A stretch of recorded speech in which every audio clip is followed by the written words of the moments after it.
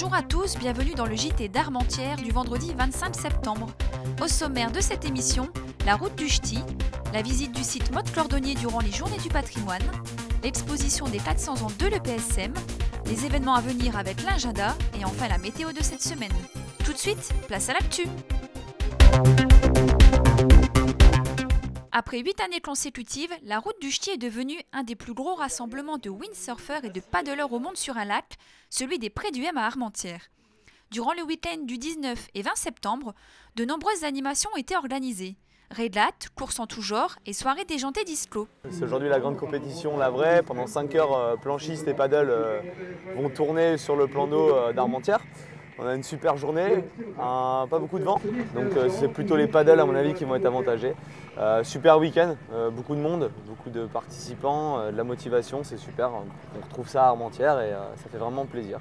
Voilà, super week-end. Le dimanche, les équipes de paddleurs et de véliplanchistes préalablement composées se sont affrontées dans une épreuve dont le départ ressemble à celui des 24 heures du Mans. Durant 5 heures, les participants ont surfé sur la vague et paddlayé de toute leur force pour décrocher la première place du classement. Depuis la première édition en 2007, le chiffre de participants n'a cessé d'exploser, passant de 40 à 247 compétiteurs officiels. Érigée comme un château de l'industrie pour son propre prestige, la brasserie Motte Cordonnier est devenue au fil du temps un des symboles de notre ville. Fermée au début des années 2000, le site a exceptionnellement rouvert ses portes pour les Journées du patrimoine les 19 et 20 septembre derniers. Les services municipaux de l'urbanisme, des archives et de la communication ont proposé au public une visite guidée agrémentée d'une exposition retraçant l'histoire de l'usine qui compta à ses plus belles heures jusqu'à 1000 salariés. Bonne nouvelle, puisque le site est promis à une seconde vie. Des investisseurs belges projettent en effet d'en faire ces prochaines années un grand complexe de loisirs.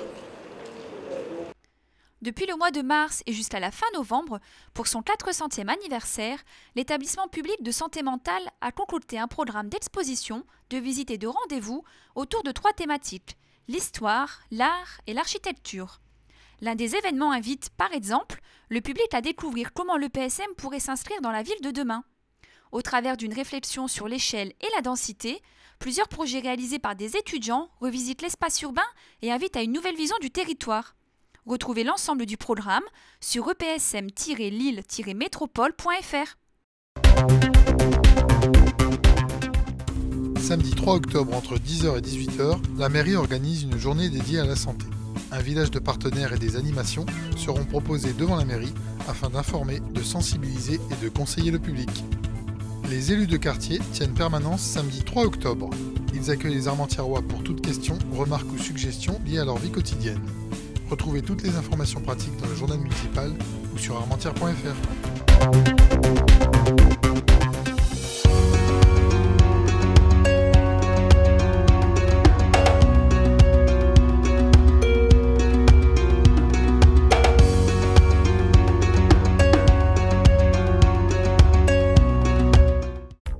Merci de nous avoir suivis, bonne semaine et à vendredi prochain.